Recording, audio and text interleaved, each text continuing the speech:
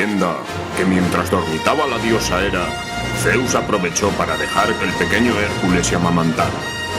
Todo aquel que bebiese aquella leche conseguiría la eternidad, vivir para siempre y pasar a formar parte de los grandes y poderosos del Olimpo.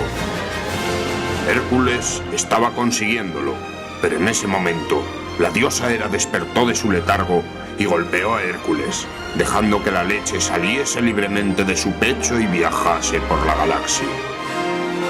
Una parte de esa leche formó lo que hoy conocemos por la Vía Láctea. Hércules, por culpa del golpe, viajó a la deriva por el espacio hasta que una joven lo rescatase del soldado láctico.